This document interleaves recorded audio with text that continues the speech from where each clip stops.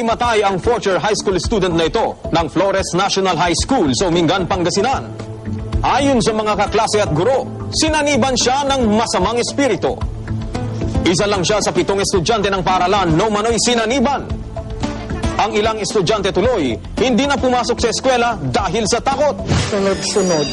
After flag ceremony, yung isa, ayun, nahimatay na. Then after mga ilang minuto, meron na naman. Isa sa mga umano'y sinaniban si Gigi. Hindi niya tunay na pangalan. Bukod daw sa naranasan niyang sanib, nakakita rin daw siya ng espiritu ng isang matanda, bata at babaeng nakaputi sa kanilang paaralan. Yung nahimatay ulit po ako, yung pagkagising ko po ulit, nagwala-wala po ulit daw po ako. Tapos yun, nakita ko po yung batang babae. Paniniwala ng ilan, ang pagdalaw ng mga estudyante sa isang lumang bahay noong Sabado ang dahilan ng umano'y sanib. Nakabulabog daw ng espiritu ang mga bata. Dahil dito, nag-imbita na sila ng pastor para mag-pray over at magsagawa ng Bible study sa mga mag-aaral noong Martes. Mayroon talagang masasamang espiritu kasi yon ang mga alagad ni Satanas yan.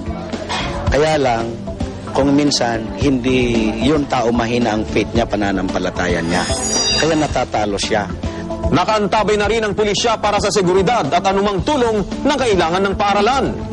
Nitong Miyerkules, pinabendisyonan na ng mga guro at mag-aaral ang buong paaralan. Isang dasal ang kanilang inialay sa umano'y 3 espiritu na bumabagabag sa mga estudyante. Pinapaplisan po, madam, itong school para sa ganon, yung mga sabi nga nila, para yung mga bad spirit maaalas. Pinuntahan na rin nila ang bahay na tinuturong pinanggagalingan ng mga nambulabog na espiritu. May mga buto daw sila doon na doon daw ibinaon. Tapos sabi nila kung hindi daw mahukay, may isang estudyante na kukunin. Wala naman daw nararamdamang kakaiba ang may-ari ng bahay na si Nanay Guadalupe Pablo. 80 taon na ang bahay na ito. Ba't po pumayag kayo na ipahukay na po? Para gagaling lang yung mga bata kung siya ang kailangan, madam.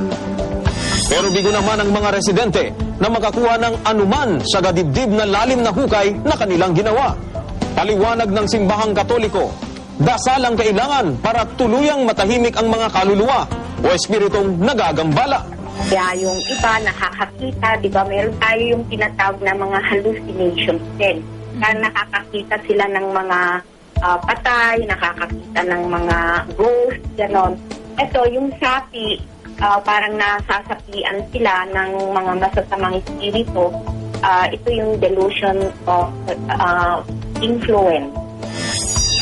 Bukas naman ang mga guro at mag-aaral sa ideyang ipatingin sa doktor ang mga umano'y sinapi ang estudyante.